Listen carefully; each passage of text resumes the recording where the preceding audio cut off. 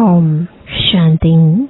आज 21 जुलाई 2025 बाबा के महावाक्य हैं, मीठे बच्चे पुरुषार्थ कर दावी गुण अच्छी रीति धारण करने हैं। किसी को भी दुख नहीं देना है। तुम्हारी कोई भी आसुरी एक्टिविटी नहीं चाहिए। प्रश्न है, कौन से आसुरी गुण तुम्हारे श्रृंगार को बिगाड़ देते हैं? उत्तर है, आपस में लड़ना झगड़ना, रूठना, सेंटर पर धम चक्र मचाना, दुख देना, यह आसुरी गुण है जो तुम्हारे श्रृंगार को बिगाड़ देते हैं। जो बच्चे बाप का बन करके भी इन आसुरी गुणों का त्याग नहीं करते हैं, उल्टे कर्म करते हैं, उन्हें बहुत घाटा पड़ जाता है। हिसाब ही हिसाब है। बाप के साथ धर्मराज भी है। गीत है भोलेनाथ से निराला। भोलेनाथ से निराला, गौरीनाथ से निराला, कोई और नहीं। ओ भोलेनाथ से निराला, गौरीनाथ से निराला, कोई और नहीं। ऐसा दिल बनाने वाला कोई और नहीं। भोलेनाथ से निराला, गौरीनाथ से निराला, कोई और नहीं। ओम शांति। रूहानी बच्चे यह तो जान चुके हैं कि ऊंच ते ऊंच भगवान है। मनुष्य गाते हैं और तुम देखते हो दिव्य दृष्टि से। तुम बुद्धि से भी जानते हो कि हमको वह पढ़ा रहे हैं। आत्मा ही पढ़ती है शरीर से। सब कुछ आत्मा ही करती है शरीर से। शरीर विनाशी है, जिसको आत्मा धारण कर पाठ बजाती है। आत्मा में ही सारे पाठ की नोंद है। 84 जन्मों की भी आत्मा में ही नोंद है। पहले पहले तो अपने को आत्मा समझना है। बाप है सर्वशक्तिमान। उनसे तुम बच्चों को शक्ति मिलती है। योग से शक्ति जास्ती मिलती है, जिससे तुम पावन बनते हो। बाप तुमको शक्ति देते हैं विश्व पर राज्य करने की। इतनी महान शक्ति देते हैं, वह साइंस घमंडी आदि इतना सब बनाते हैं विनाश के लिए। उनकी बुद्धि है विनाश के लिए, तुम्हारी बुद्धि है अविनाशी पद पाने के लिए। तुमको बहुत शक्ति मिलती है, जिससे तुम विश्व पर राज्य पाते हो। वहाँ प्रजा का प्रजा पर राज्य नहीं होता है। वहाँ है ही राजा रानी का राज्य। ऊंच ते ऊंच है भगवान। याद भी उनको करते हैं। लक्ष्मी नारायण का सिर्फ मंदिर बनाकर पूजते हैं। फिर भी ऊंच ते ऊंच भगवान गाया जाता है। अभी तुम समझते हो यह लक्ष्मी नारायण विश्व के मालिक थे। ऊंच ते ऊंच विश्व की बादशाही मिलती है बेहद के बाप से। तुमको कितना ऊंच पद मिलता है, तो बच्चों को कितनी खुशी होनी चाहिए। जिससे कुछ मिलता है उनको याद किया जाता है ना। कन्या का पति से कितना लव रहता है, कितना पति के पिछाड़ी प्राण देती है। पति मरता है तो या हुसैन मचा देती है। यह तो पतियों का पति है। तुमको कितना श्रृंगार रहे हैं। यह ऊंच ते ऊंच पद प्राप्त कराने के लिए तो तुम बच्चों में कितना नशा होना चाहिए। दैवी गुण भी तुमको यहाँ धारण करने हैं।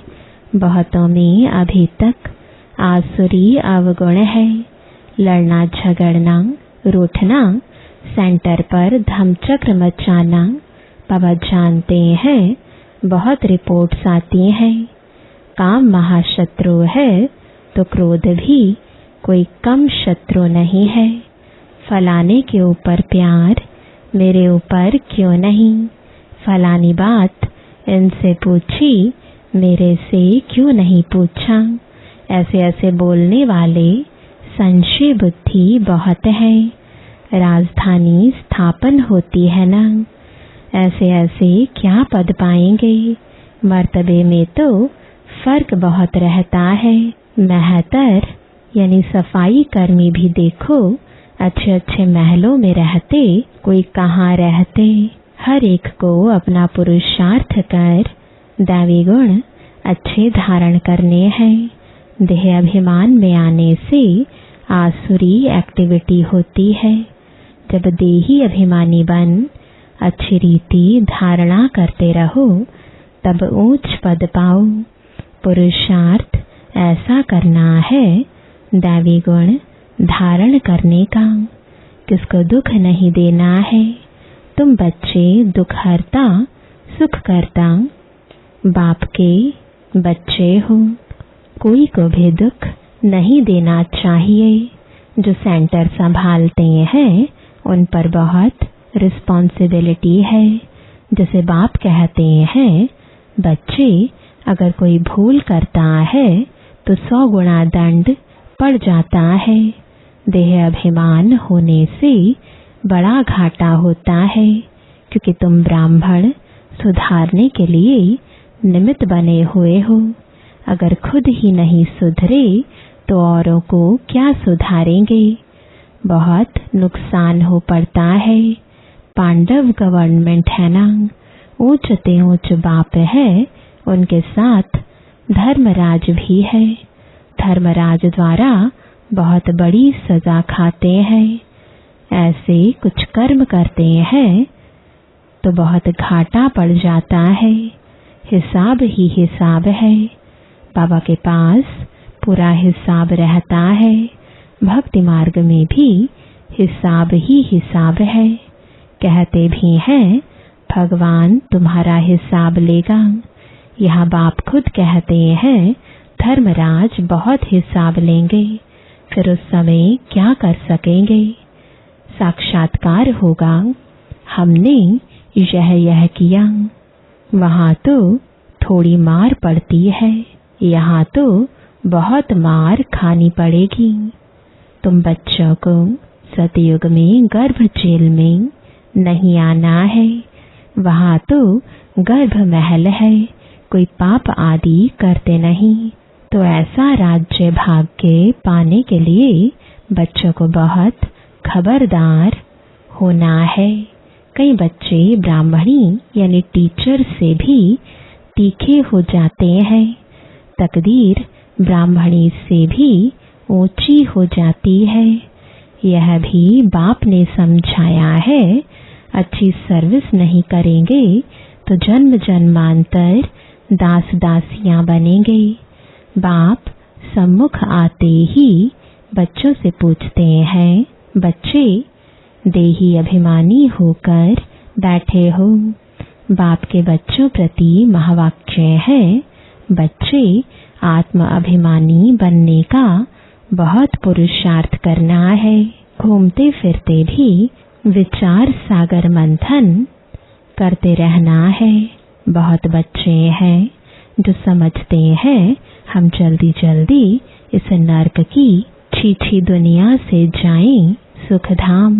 बाप कहते हैं, अच्छे अच्छे महारथी योग में बहुत फेल हैं, उन्हों को भी पुरुषार्थ कराया जाता है।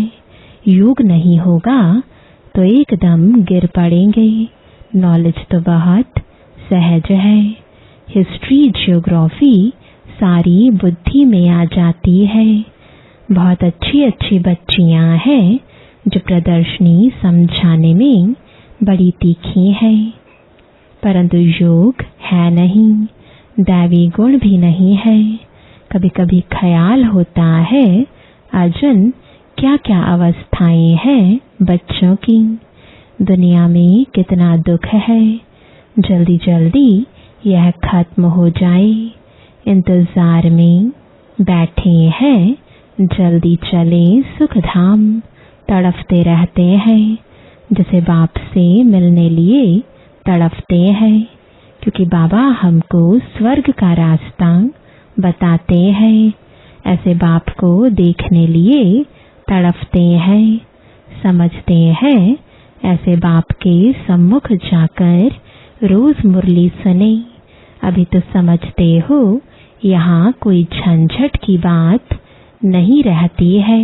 बाहर में रहने से तो सबसे तोड़ निभाना पड़ता है, नहीं तो खिटपिट हो जाए। इसलिए सबको धीरज देते हैं। इसमें बड़ी गुप्त मेहनत है। याद की मेहनत कोई से पहुंचती नहीं। गुप्त याद में रहें तो बाप के डायरेक्शन पर भी चलें। देह अभिमान के कारण बाप के डायरेक्शन पर चलते ही नहीं। कहता हूँ चार्ट बनाओ तो बहुत उन्नति होगी। यह किसने कहा? शिव बाबा ने। टीचर काम देते हैं तो करके आते हैं ना। यहाँ अच्छे अच्छे बच्चों को भी माया करने नहीं देती। अच्छे अच्छे बच्चों का चार्ट बाबा के पास आए तो बाबा बताए, देखो कैसे याद में रहते हो। समझते हैं हम आत्माएं आशिक एक माशूक की है। वह जिस्मानी आशिक माशूक तो अनेक प्रकार के होते हैं। तुम बहुत पुराने आशिक हो। अभी तुमको देही अभिमानी बनना है। कुछ न कुछ सहन करना ही पड़ेगा। मियाँ मिट्ठू नहीं बनना है। बाबा ऐसे थोड़े ही कहते हड्डी दे दो। बाबा तो कहते हैं तंदुरुस्ती अच्छी रखो तो सर्विस भी अच्छी रीति कर सकेंगे। बीमार होंगे तो पड़े रहेंगे। कोई कोई हॉस्पिटल में भी समझाने की सर्विस करते हैं तो डॉक्टर लोग कहते हैं यह तो फरिश्ते हैं। चित्र साथ में ले जाते हैं। जो ऐसी ऐसी सर्विस करते हैं उनको रहम दिल कहेंगे। सर्विस करते हैं तो कोई कोई निकल पड़ते हैं। जितना जितना याद बल में रहेंगे उतना मनुष्यों को तुम खींचेंगे। इसमें ही ताकत है। प्योरिटी फर्स्ट कहा भी जाता है। पहले प्योरिटी, पीस, पीछे प्रॉस्पेरिटी। याद के बल से ही तुम पवित्र होते हो। फिर है ज्ञान बल। याद में कमजोर मत बनो। याद में ही विघ्न पड़ेंगे। याद में रहने से तुम पवित्र भी बनेंगे और दैवी गुण भी आएंगे। बाप की महिमा तुम जानते हो ना। बाप कितना सुख देते हैं। 21 जन्मों के लिए तुमको सुख के लायक बनाते हैं। कभी भी किसको दुख नहीं देना चाहिए। कई बच्चे डिससर्विस कर अपने आप को जैसे श्रापित करते हैं। दूसरों को बहुत तंग करते हैं। कपूत बच्चा बनते हैं तो अपने आप को आपे ही श्रापित कर देते हैं। डिससर्विस करने से एकदम पट पड़ जाते हैं। बहुत बच्चे हैं जो विकार में गिर पड़ते हैं या क्रोध में आकर पढ़ाई छोड़ देते हैं। अनेक प्रकार के बच्चे यहाँ बैठे हैं। यहाँ से रिफ्रेश होकर जाते हैं तो भूल का पश्चाताप करते हैं। फिर भी पश्चाताप से कोई माफ नहीं हो सकता है। बाप कहते हैं क्षमा अपने पर आपे ही करो। याद में रहो बाप किसको क्षमा नहीं करते हैं। यह तो पढ़ाई है। बाप पढ़ाते हैं। बच्चों को अपने पर कृपा कर पढ़ना है। मैनर्स अच्छे रखने हैं। बाबा ब्राह्मणी को कहते हैं रजिस्टर ले आओ। एक एक का समाचार सुनकर समझानी दी जाती है तो समझते हैं ब्राह्मणी ने रिपोर्ट दी है और ही जास्ती डिससर्विस करने लग पड़ते हैं। बड़ी मेहनत लगती है। माया बड़ी दुश्मन है। बंदर से मंदिर बनने नहीं देती है। ऊंच पद पाने के बदले और ही बिल्कुल नीचे गिर पड़ते हैं। फिर कभी उठ ना सके मर पड़ते हैं। बाप बच्चों को बार बार समझाते हैं यह बड़ी ऊंच मंजिल है। विश्व का मालिक बनना है। बड़े आदमी के बच्चे बड़ी रॉयल्टी से चलते हैं। कहाँ बाप की इज्जत न जाए। कहेंगे तुम्हारा बाप कितना अच्छा है, तुम कितने कपूत हो, तुम अपने बाप की इज्जत गवा रहे हो। यहाँ तो हर एक अपनी इज्जत गवाते हैं। बहुत सजाएं खानी पड़ती हैं। बाबा वार्निंग देते हैं बड़े खबरदार हो चलो, जेल बर्ड्स ना बनो। जेल बर्ड्स भी यहाँ होते हैं। सतयुग में तो कोई भी जेल नहीं होता। फिर भी पढ़कर ऊंच पद पाना चाहिए। गफलत नहीं करो, किसको भी दुख मत दो। याद की यात्रा पर रहो, याद ही काम में आएगी।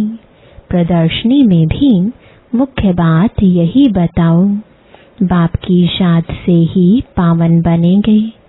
पावन बनने तो सब चाहते हैं। यह है ही पतित दुनिया। सर्व की सदगति करने तो एक ही बाप आते हैं। क्राइस्ट, बुद्ध आदि कोई की सदगति नहीं कर सकते। फिर ब्रह्मा का भी नाम लेते हैं। ब्रह्मा को भी सदगति दाता नहीं कह सकते। जो देवी देवता धर्म का निमित्त है, भल देवी देवता धर्म की स्थापना तो शिव बाबा करते हैं। फिर भी नाम तो है ना, ब्रह्मा विष्णु शंकर। त्रिमूर्ति ब्रह्मा कह देते।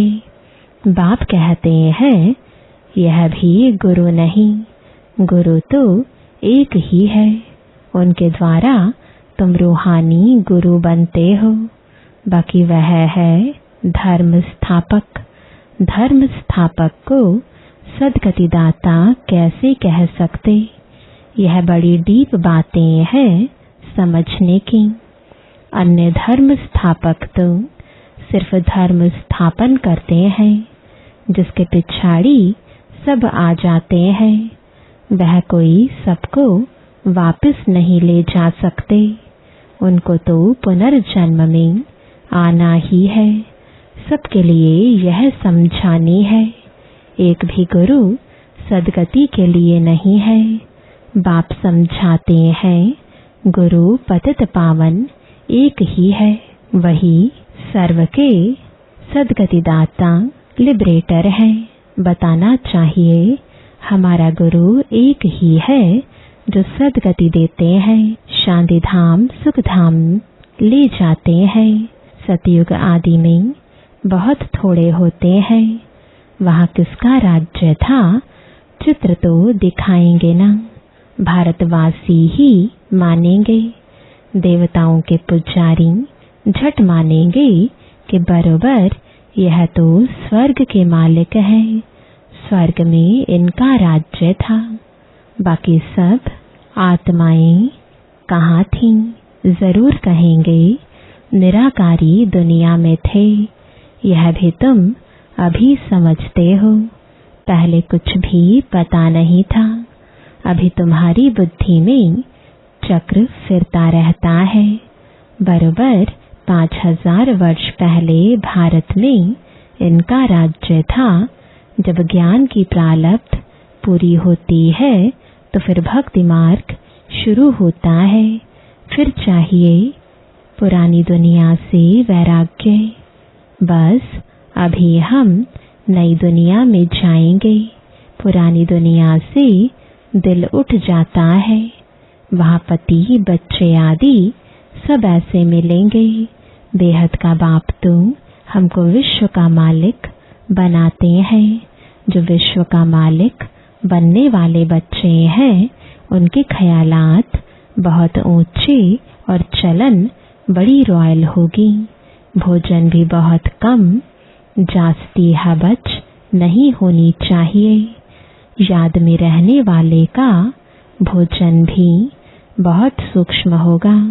बहुतों की खाने में भी बुद्धि चली जाती है। तुम बच्चों को तो खुशी है विश्व का मालिक बनने की। कहा जाता है खुशी जैसी खुराक नहीं। ऐसी खुशी में सदैव रहो तो खान पान भी बहुत थोड़ा हो जाए। बहुत खाने से भारी हो जाते हैं, फिर झुटका आदि खाते हैं, फिर कहते बाबा नींद आती है। भोजन सदैव एक रस होना चाहिए। ऐसे नहीं कि अच्छा भोजन है तो बहुत खाना चाहिए। अच्छा, मीठे मीठे सिकिलदे बच्चों प्रति माता पिता बाप दादा का याद प्यार और गुड मॉर्निंग। रूहानी बाप की रूहानी बच्चों को नमस्ते। रूहानी बच्चों की रूहानी बाप दादा को गुड मॉर्निंग और नमस्ते। धारणा के लिए मुख्य सार है, पहला, हम दुख हरता सुख करता बाप के बच्चे हैं। हमें किसी को दुख नहीं देना है। डिससर्विस कर अपने आप को श्रापित नहीं करना है। दूसरा, अपने ख्यालात बड़े ऊंचे और रॉयल रखने हैं।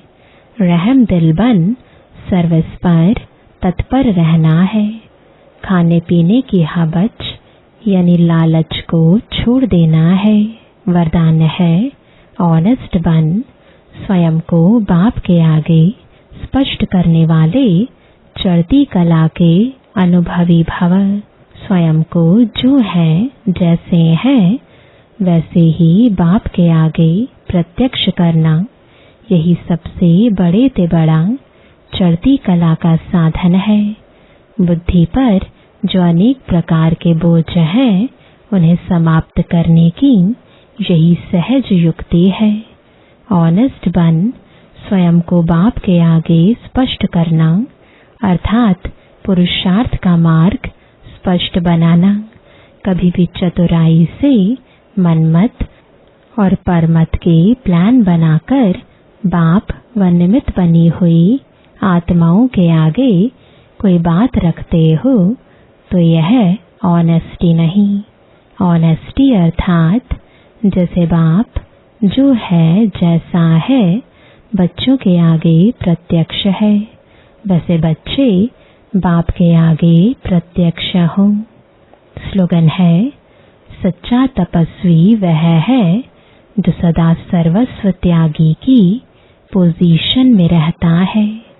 आज का अव्यक्त इशारा, संकल्पों की शक्ति जमा कर श्रेष्ठ सेवा के निमित्त बनो।